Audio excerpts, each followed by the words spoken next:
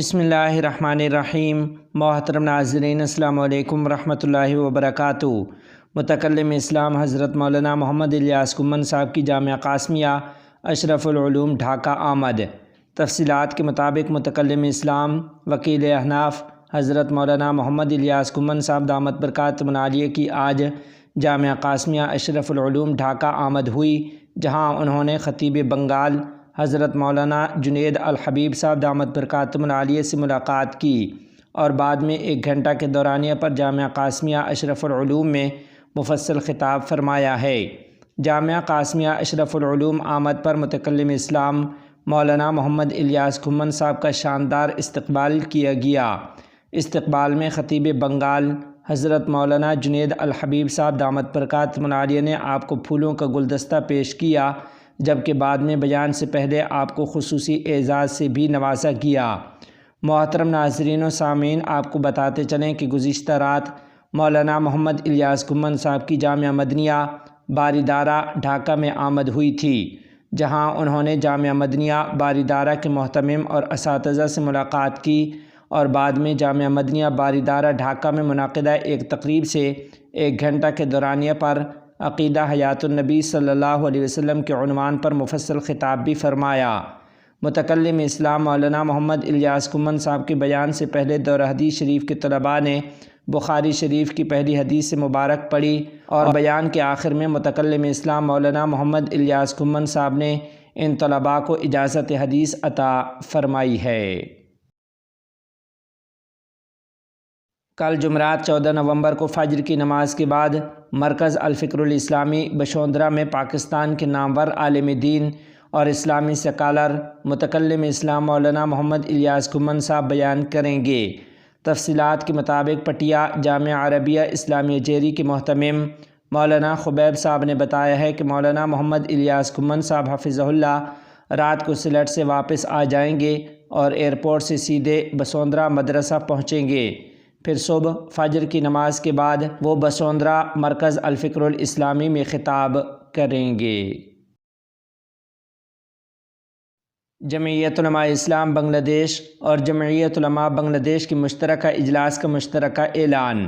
تفصیلات کے مطابق آج 13 نومبر 2024 کو سلٹ شہر میں ایڈوکیٹ محمد علی صاحب کی رہائش گاہ پر جمعیت علماء اسلام بنگلہ دیش اور جمعیت علماء بنگلہ دیش کے مرکزی قائدین کے مشترکہ اجلاس منعقد ہوا، جس میں کیا گیا متفقہ اعلان درج ذیل ہے۔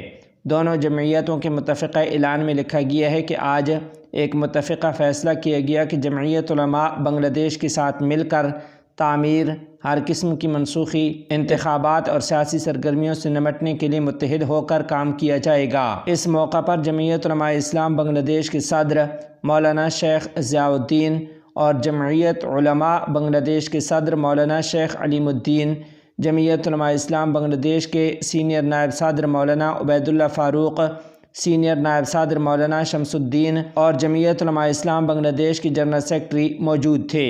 اسی طرح بنگلہ دیش کے مولانا منظور الاسلام افندی، جمعیت علماء بنگلہ دیش کے سیکرٹری جنرل مولانا نذر اسلام توکلی اور جمعیت علماء اسلام بنگلہ دیش کے سینئر جوائنٹ سیکرٹری جنرل مولانا بہاؤالدین زکریا سمیت دونوں جمعیتوں کے مرکزی اور مقامی رہنما موجود رہے ہیں۔ ہماری دعا ہے کہ اللہ تعالی ہر جگہ دونوں جمعیتوں کو متفق و متحد ہو کر کام کرنے کی توفیق عطا فرمائے۔ بنگلہ دیش کی عوام میں اس فیصلے کے بعد خوشی کی لہر دوڑ گئی ہے۔ خطیب الہند حضرت مولانا سید عفان منصور پوری حفظہ اللہ آج رات نارائن گنج میں مدنی ہاؤسنگ میں سالانہ اصلاحی محفل میں مہمان خصوصی کی حیثیت سے شرکت کریں گے۔ بعد ازاں وہ مدنی نگر مدرسہ میں رات گزاریں گے اور کل جمعرات کو دارالحکومت ڈھاکہ کے مرکز الفکر الاسلامی میں جمعرات کی سپہر ایک پروگرام میں شرکت کریں گے۔ اس خبر کی تصدیق سید عفان منصور پوری حفظہ اللہ کے خلیفہ مفتی روح الامینی صاحب نے کی۔ مفتی روح الامین صاحب نے بتایا کہ سید عفان منصور پوری صاحب دامت برکاتہم آج بدھ کی صبح 10:30 بجے سلٹ سے حضرت شاہ جلال ایئرپورٹ پر اترے۔ حضرت مولانا سید عفان منصور پوری دامت برکاتہم کے خلیفہ مفتی روح الامین صاحب نے یہ بھی بتایا کہ مولانا سید عفان منصور پوری صاحب کل شام 4 بجے حضرت شاہ جلال ایئرپورٹ سے بھارت کے لیے روانہ ہو جائیں گے۔ حضرت مولانا مفتی محمد اسماعیل صاحب قاسمی دامت برکاتہم العالیہ کی دعائے صحت کی اپیل۔ تفصیلات کے مطابق حضرت مولانا مفتی محمد اسماعیل صاحب قاسمی دامت برکاتہم العالیہ رکن اسمبلی و رکن شورا دارالعلوم دیوبند و رکن مجلس عاملہ جمعیت علماء مہاراشٹر و صدر جمعیت علماء شہر مالیگاؤں کی طبیعت کافی علیل چل رہی ہے۔ مالیگاؤں ہسپتال میں ایڈمٹ ہیں۔ سینے میں درد کی شکایت پر چیک اپ کے لیے لے جایا گیا ہے۔ ابتدائی طبی جانچ میں دل کی 3 نسیں بند پائی گئی ہیں، جس کے بعد انتہائی نگہداشت والے وارڈ ICU میں ایڈمٹ کیا گیا ہے۔ مفتی محمد یوسف قاسمی جنرل سیکرٹری جمعیت علماء مہاراشٹر نے جماعتی احباب، ائمہ کرام و ذمہ داران مدارس اسلامیہ سے اپیل کی ہے کہ حضرت مولانا مفتی محمد اسماعیل قاسمی صاحب دامت برکاتہم العالیہ کے لیے خصوصی طور پر دعاؤں کا اہتمام فرمائیں کہ اللہ تعالی حضرت مفتی محمد اسماعیل صاحب قاسمی دامت برکاتہم العالیہ کو جلد از جلد صحت و عافیت، شفائے کاملہ عاجلہ دائمہ مستمرہ عطا فرمائے اور اللہ کریم ان کا سایہ تادیر امت پر قائم دائم رکھے۔ آمین ثم آمین۔ مولانا سید ارشد مدنی صاحب نے کیا سپریم کورٹ کے فیصلے کا خیر مقدم، کہا اب بلڈوزر کارروائی پر لگے گی لگام۔ تفصیلات کے مطابق سپریم کورٹ آف انڈیا نے آج ایک اہم فیصلہ سناتے ہوئے بلڈوزر کارروائیوں کو غیر آئینی قرار دیا ہے۔ یہ فیصلہ جمعیت علماء ہند کی طرف سے دائر کردہ ایک درخواست پر آیا جس میں حکومتوں کی جانب سے غیر قانونی طور پر بلڈوزر کارروائیاں کرنے پر اعتراض ظاہر کیا گیا تھا۔ صدر جمعیت علماء ہند مولانا سید ارشد مدنی صاحب دامت برکاتہم العالیہ نے سپریم کورٹ کے اس فیصلے کا خیر مقدم کیا اور امید ظاہر کی کہ اس فیصلے سے بلڈوزر کارروائیوں پر لگام لگے گی۔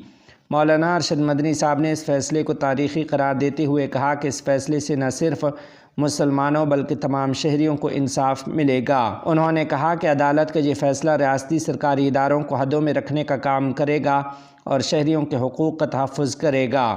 جمعیت علماء ہند کے صدر مولانا محمود حسن مدنی صاحب نے بلڈوزر انصاف کے خلاف فیصلے کا خیر مقدم کرتے ہوئے اسے قانون کی حکمرانی اور شہریوں کے بنیادی حقوق کے تحفظ کی جانب ایک اہم قدم قرار دیا ہے۔ انہوں نے کہا کہ انصاف کا خون کرنے والوں کو منہ توڑ جواب ملا ہے۔ انہوں نے کہا یہ فیصلہ اس بات کی یاد دہانی ہے کہ کسی بھی فرد کے قصوروار ہونے کا فیصلہ عدالت کا اختیار ہے نہ کہ انتظامیہ کا۔ سرکاری ادارے اور افسران جو عدالت بن کر لوگوں کی املاک کو منہدم کر رہے تھے انہیں یہ بات ذہن نشین کر لینی چاہیے کہ ایسے غیر قانونی اقدامات ناقابل قبول ہیں۔ مولانا محمود مدنی نے کہا کہ بلڈوزر جسٹس کے مکروہ عمل سے حکومتوں کے دامن بھی صاف نہیں ہیں۔ امید ہے کہ حکومتیں اس فیصلے سے نصیحت حاصل کریں گی۔ مولانا مدنی نے زور دیتے ہوئے کہا کہ ان تمام افراد کو معاوضہ دیا جائے جن کی املاک بغیر مناسب قانونی عمل کے منہدم کی گئی ہیں۔ انہوں نے کہا کہ آئین ہر شہری کے بنیادی حقوق کی حفاظت کرتا ہے اور ان کے خلاف کسی بھی غیر آئینی اقدام کو روکا جانا ضروری ہے۔ جمعیت علماء ہند نے ہمیشہ اصول، انصاف اور آئینی حقوق کی حفاظت کے لیے آواز بلند کی ہے اور اس فیصلے کے بعد ہمارا عزم مزید مضبوط ہوا ہے کہ ہم اس مقصد کے لیے اپنی جدوجہد جاری رکھیں گے۔ اس موقع پر مولانا محمود حسن مدنی نے جمعیت کے سبھی وکیلوں اور دیگر عرضی گزاروں کو مبارکباد دی جن کی جدوجہد سے انصاف کا چراغ جلا ہے۔